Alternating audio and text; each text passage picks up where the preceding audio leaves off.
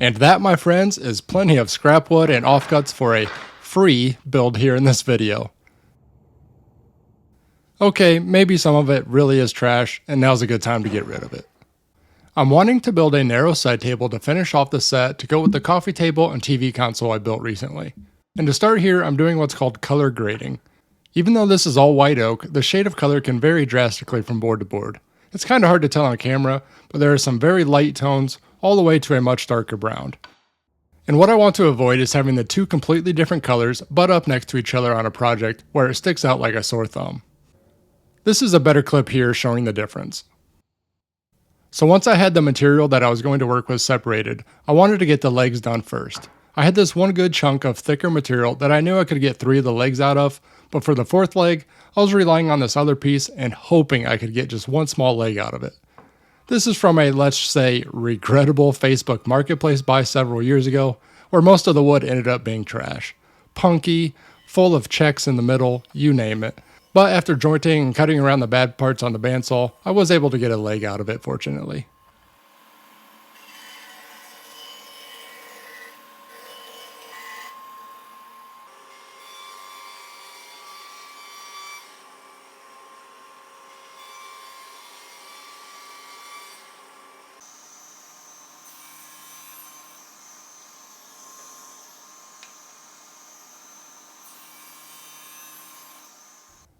After getting the 4 legs cut down to final size, next I wanted to add a taper to the 2 inside faces on all the legs. So I arranged the legs how I wanted them to be in the final product to make sure all the best faces were the most visible, and then marked where to cut the tapers on each leg, just to make it foolproof so I don't accidentally cut the wrong face as I'm moving and rotating the pieces. To cut the tapers, this is just a quick little jig with some scrap particle board and some blocks nailed on to make it repeatable. Basically, the particle board is the exact dimension between my table saw fence and blade, so anything left overhanging the particle board is what gets cut off as I run it through.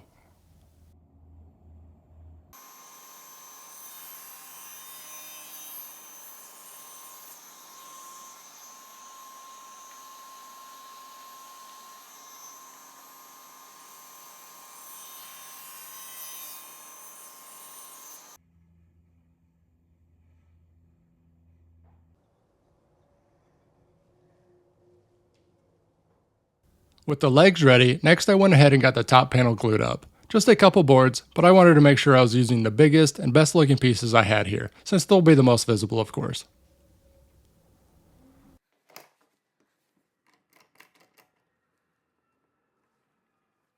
From there I could finish getting the remaining parts cut to size.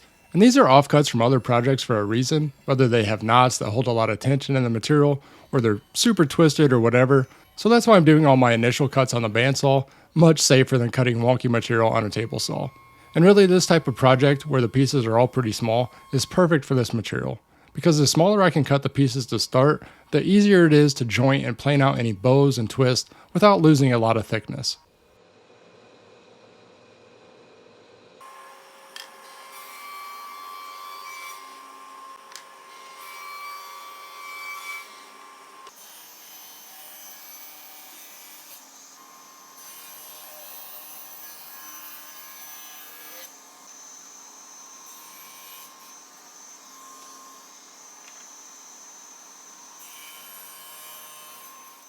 For the joinery here, I'm using dowels, which I used to show a lot, but it's been a while. So just nice to show you can still build nice pieces with strong joinery, very affordably. I'm not even using a dowel jig, just using an awl to make an indentation right on my marks, so I can put the tip of my brad point drill bit right where I need it, and then a drill block to help keep my drill bit straight. And for the ends of the pieces, I clamp on some scrap material just to give a wider reference area to sit the drill block on.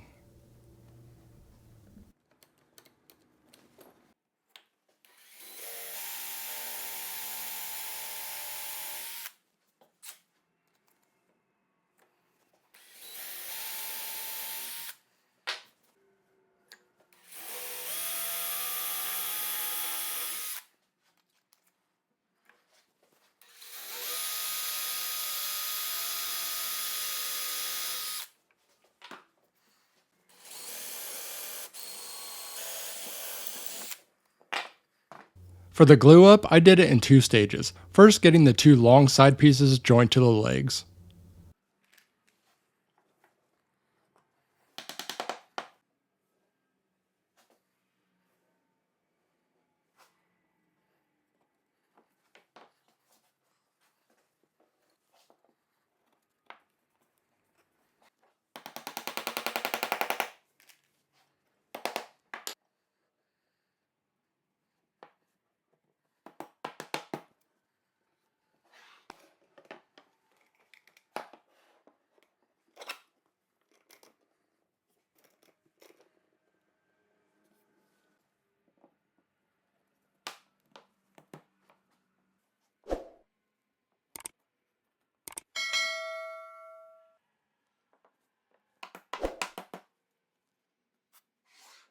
With those set aside to dry for a bit, I kept the project moving by working on the drawer box. For this, I had a scrap strip of pre-finished half-inch plywood to use up.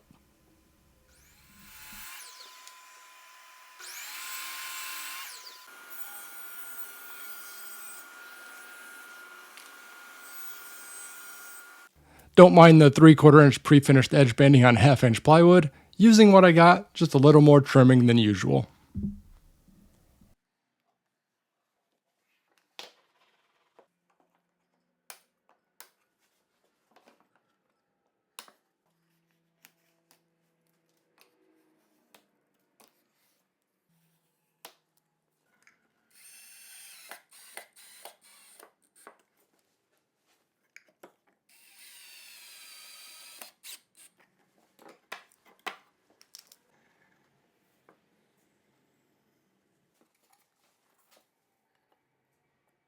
As you can see, this is a pretty small drawer, and I wouldn't typically do this, but I didn't want to take up any more space inside the drawer by recessing the bottom panel, so I just glued and nailed it on the bottom.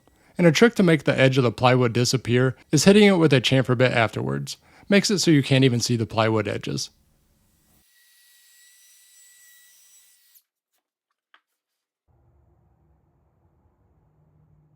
Next, I did a dry fit with the rest of the front and back pieces, for one to make sure it went together right, of course, but to also think through everything else I needed to do, because once this gets glued up, space gets very limited to work inside the table. So one thing I needed to get done first was creating some slots so I could use tabletop fasteners to attach the top panel at the end. As you can see, there's no way my biscuit joiner would fit inside the table if I didn't do this now. Another option here would have been to just run these pieces on the table saw to make a groove along the whole thing, back before I even glued it to the legs as well. Another thing I needed to get done was gluing and pinning these strips along the bottom. I wanted to recess the bottom panel like a tray, so these are what that will sit on and get glued to later on.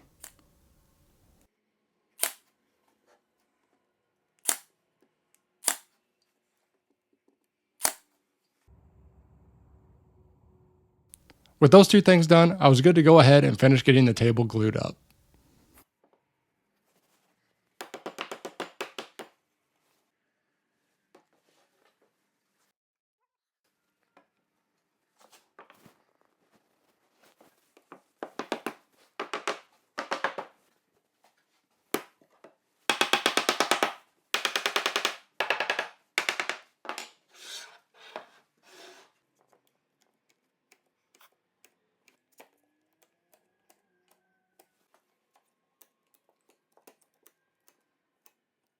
On the top front, I didn't really have space for a face frame or anything, but I needed something to hold the legs together, so I rotated this piece and set it further back to stop the drawer front, right where it needs to be with the same reveal as the other sides. And I just got this attached with some pocket hole screws. After making sure it was square, I just left it alone to dry.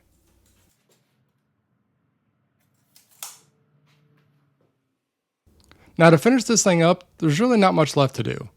Again, since the drawers are so small, I'm not going to use up space by using mechanical drawer slides. It's just going to set and slide on these pieces here that I'm gluing and screwing on.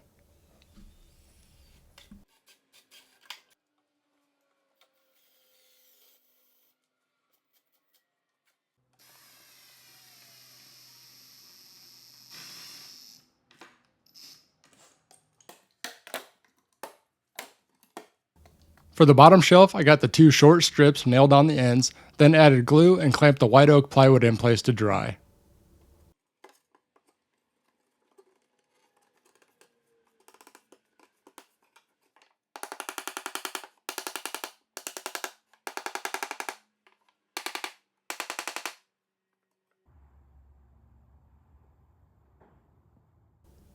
Back to the drawer.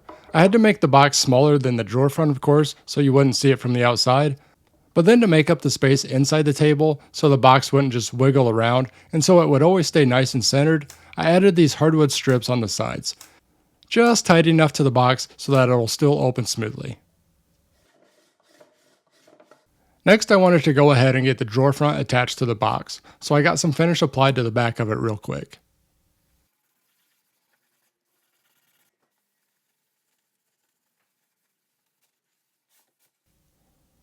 Then to attach the front, I clamped some blocks on temporarily to rest it on to where the reveal at the top matched the reveal on the sides.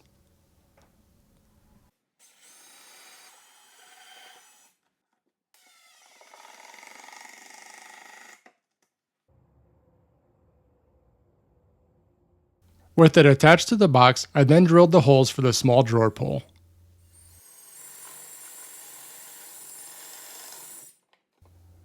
One last thing is to make a wood stop so my kids can't just pull the drawer all the way out and drop it.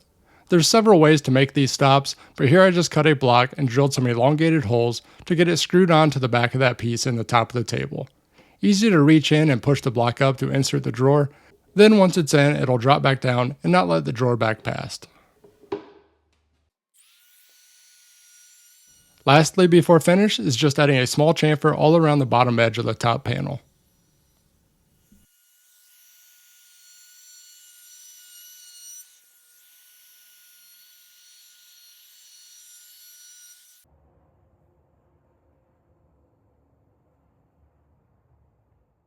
Again, to match the other pieces, I'm using Rubio Monaco in the color Smoke. And honestly, it's pretty hard to mess with the camera at this point once my hands are covered, so just breezing through this, apply some finish, buff it in with a white Scotch-Brite pad, and wipe off the excess. Doesn't get much easier.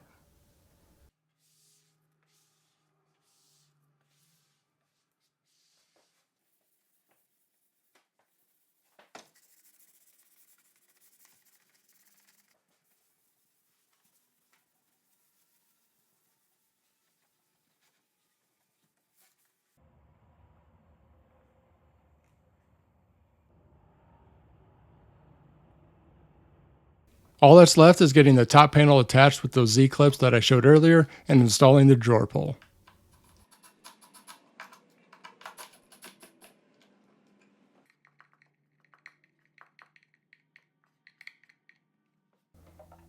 A quick little project that honestly didn't even put a dent in my scrap offcut pile. Drop me a comment down below, and every like, share, making sure you're subscribed really does help me out, so I appreciate it all.